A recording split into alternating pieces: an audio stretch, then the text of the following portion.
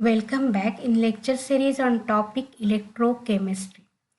Today in this lecture, we will study Kohlrausch law of independent migration of ions.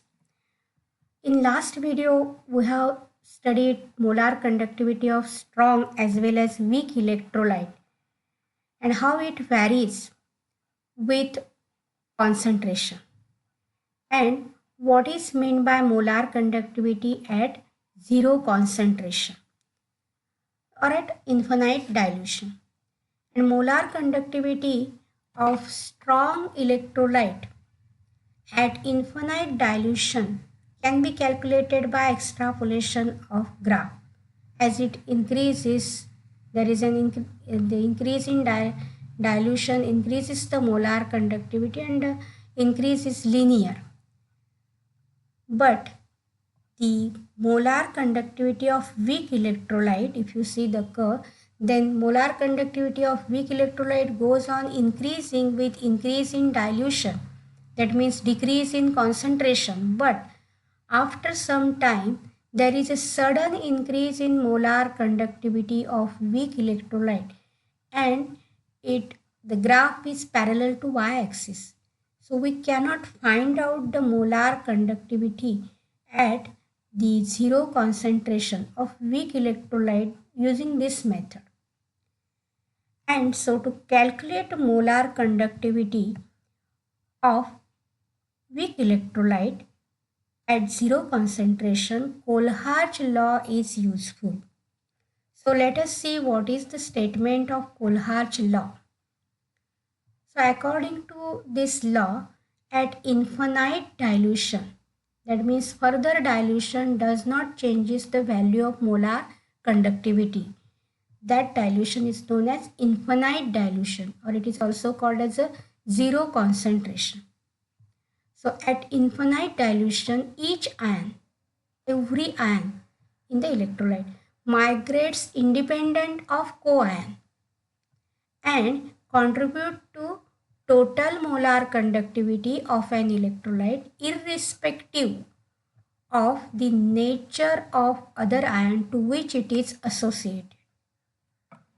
Now, that means both cation and anion contribute to molar conductivity of electrolyte at zero concentration. I will explain it with example. See here, sodium chloride is an electrolyte, strong electrolyte, and therefore it dissociates completely and gives you cation and anion, that is sodium ions and chloride ions. Now in this particular electrolyte, chloride ion is its co-ion, and that means chloride ion is a co-ion of sodium, or sodium ion is a co-ion of chloride ion. So according to this law, at infinite dilution, that means when dilution is increased, then these ions go away from each other, and these every ion, that is sodium ion as well as chloride ion, migrates independently and contribute to molar conductivity, total molar conductivity of the electrolyte. Whatever may be the nature of the other ion with which it is associated. That means here in this electrolyte, sodium is associated with chloride ion. If sodium is associated with bromine, or if sodium is associated with iodine, then also the molar conductivity of sodium ion is fixed. Or if the chlorine is associated with potassium, another cation, or chlorine is associated with barium, then also the molar conductivity at infinite dilution of chloride ion is fixed one. So it does not depend upon the nature of the ion with which it is associated. So what is the statement? At infinite dilution, each ion migrates independent of co-ion and contribute to the total molar conductivity of an electrolyte irrespective of the nature of the ion to which it is associated. That means molar conductivity at infinite dilution of this sodium chloride is due to what? Molar conductivity of sodium ion and molar conductivity of chloride ion at infinite dilution. So molar conductivity is the sum of molar conductivity at infinite dilution is the sum of molar conductivity of cation and that of the anion at zero concentration. That means the mathematical expression of Kohlrausch law is like this: lambda 0 is equal to lambda 0 plus. That means here this lambda 0 plus indicates molar conductivity of cation and it is represented by small lambda at zero concentration, and this capital lambda indicates molar conductivity of that particular electrolyte at zero concentration, and small lambda indicates molar conductivity at zero concentration but it is of positive ion, and that means lambda 0 plus is the molar conductivity of cation at zero concentration, and n plus into n plus, that means number of moles of that cation into lambda 0 plus lambda 0 minus. This lambda 0 minus indicates molar conductivity of at infinite dilution of negative ions, that is anion, into the number of moles of anions, that is represented by n minus number of moles of anion. So molar conductivity is the sum of molar conductivity at infinite dilution is the sum of molar conductivity of cation and that of the anion at zero concentration. This is most important equation and it is useful while calculating the molar conductivity of weak electrolyte. Remember that this is the mathematical expression of Kohlrausch law. So lambda 0 is equal to n plus lambda 0 plus n minus lambda 0 minus. So we will see here with example. NaCl is there, electrolyte, and it dissociates and gives you Na ions and 1 mole of Na ions and 1 mole of Cl ion. Therefore molar conductivity of NaCl is equal to what? Lambda 0 of Na ions. Here n plus value is 1 because 1 mole is there, so not necessary to write, plus lambda 0 Cl minus. Here also the number of moles of anion is 1, so lambda 0 of Cl minus, that is molar conductivity at infinite dilution of sodium ion plus molar conductivity at infinite dilution of chloride ion. The sum of these two is equal to molar conductivity of sodium chloride. See another example. Barium chloride is a electrolyte. It dissociates and gives you Ba plus 2 ion plus 2 Cl ions. Now for this electrolyte, this equation becomes like this: lambda 0 of BaCl2. Total molar conductivity of BaCl2 is equal to what? The lambda 0 Ba ions. Here 1 mole of Ba ion is formed in the equation. So lambda 0 of Ba ions plus 2 into lambda 0 of Cl ions, because here in the formula 2 moles of Cl ions are there. So into 2 and minus is equal to 2 here. So 2 into lambda 0 of Cl ions. So like this you can calculate molar conductivity of any electrolyte. Here another example, that is aluminium sulfate. Formula of aluminium sulfate is Al2SO4 thrice. When it dissociates, it gives you 2 moles of Al plus 3 ion and 3 moles of SO4 ion, SO4 minus 2 ion. So molar conductivity, that is lambda 0 of Al2SO4 thrice, is equal to 2. Here 2 moles of Al ions are there. So 2 into lambda 0 of Al ion plus 3 into lambda 0 of SO4 ions. So molar conductivity at infinite dilution of Al ion into 2 plus 3 into molar conductivity of SO4 ion at the 0 concentration. So this is like this. You can calculate the molar conductivity of any electrolyte at infinite dilution. So what is the statement of Kohlrausch law? At infinite dilution, each ion migrates independent of co-ion and contribute to total molar conductivity of an electrolyte irrespective of the nature of other ion to which it is associated. We will see what is meant by irrespective nature of the ion to which it is associated. So see here, sodium chloride electrolyte is there, and here sodium is associated with chlorine. In second example, that is sodium iodide is there, and in this electrolyte sodium is associated with its co-ion iodine. And third, that is sodium nitrate is there, and here sodium is associated with negative ion nitrate ion, which is a co-ion of sodium.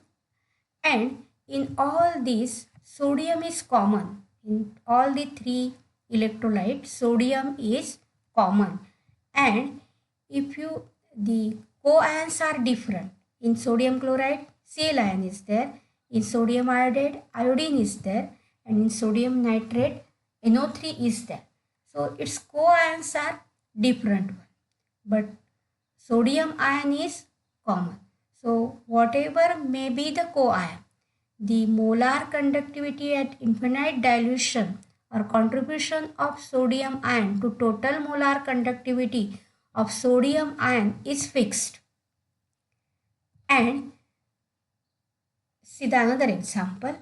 Sodium chloride is there, potassium chloride is there. Now here the chloride ion is common ion, and this chloride ion is associated with sodium ion, and this chloride ion in this electrolyte it is associated with potassium ion. Then the total contribution, then the contribution of this chloride ion, that is negative ion, to the total molar conductivity is fixed. It does not depend upon the co-ion with which it is associated or nature of the co-ion with which it is associated. Here it is associated with sodium, here it is associated with potassium, but the contribution of chloride ion to the total molar conductivity is fixed, whatever may be the nature of the other ion with which it is associated. So I hope you understood the statement of Kohlrausch law, that is at infinite dilution each ion migrates independent of co-ion and contribute to total molar conductivity of an electrolyte irrespective of the nature of other ion to which it is associated.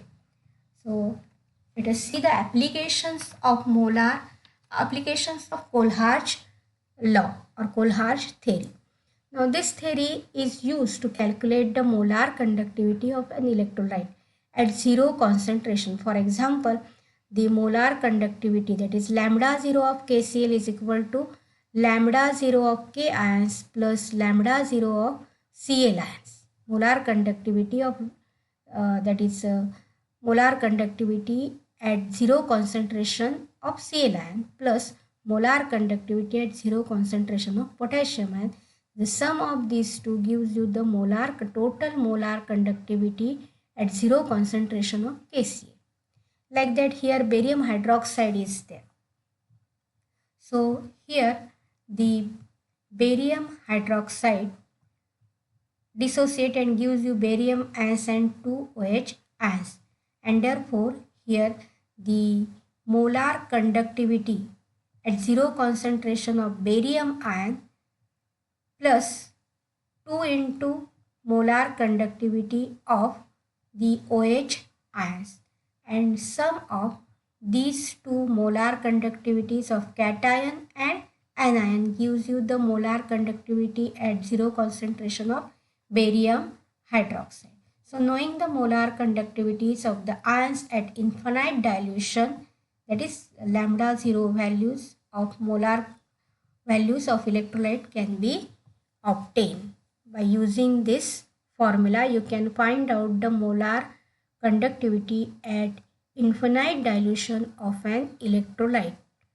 It is nothing but a sum of molar conductivity at 0 concentration of cation and molar conductivity at 0 concentration of anion. Another application of this law is what? This theory is particularly useful in calculating delta 0 values, that is molar conductivity at 0 concentration or infinite dilution of weak electrolytes from those of strong electrolyte. For example, see here, the molar conductivity of acetic acid is a weak acid. It can be calculated by knowing the molar conductivities at 0 concentration of HCl and molar conductivity at 0 concentration of NaCl and molar conductivity at 0 concentration of sodium acetate. Now see here, all these three, that is HCl, NaCl and sodium acetate, all these are the strong electrolyte. Using the molar conductivities of all these three, that is strong electrolyte, we can calculate molar conductivity of acetic acid. How? That we will see. So molar conductivity of HCl plus molar conductivity of sodium acetate minus molar conductivity of NaCl gives you what? The molar conductivity at infinite dilution of acetic acid. So molar conductivity at infinite dilution of HCl is how much? Molar conductivity at infinite dilution of hydrogen ion plus lambda 0 of Cl ion plus, this is also weak, a strong electrolyte, so lambda 0 of acetate ion plus lambda 0 of sodium ion minus lambda 0 of sodium ion plus minus lambda 0 of Cl ion. So here using this, now here common ions are lambda 0 of Cl plus lambda 0 of Cl ion and minus lambda 0 of Cl ion is cancelled and plus lambda 0 of Na ions and minus lambda 0 of Na ion is cancelled. So what is remain? Lambda 0 of H ion plus lambda 0 of CH3COO ion, that is nothing but the lambda 0 of acetic acid. So lambda 0 of H ion plus lambda 0 of acetate ion is equal to lambda 0 of acetic acid. So thus lambda 0 of acetic acid is equal to molar conductivity of HCl plus molar conductivity at 0 concentration, that is lambda 0 of HCl plus lambda 0 of acetate ion minus lambda 0 of NaCl. Because lambda 0 values of strong electrolyte, that is HCl or sodium acetate or NaCl, this can be determined by extrapolation method, and from that the lambda 0 of acetic acid can be determined. That is lambda 0 of weak electrolyte can be obtained from lambda 0 values of strong electrolyte. So this is about the application of the Kohlrausch law. I hope you understood this statement and applications of Kohlrausch law. Numerical problems based on Kohlrausch law we will see in next lecture. So thank you.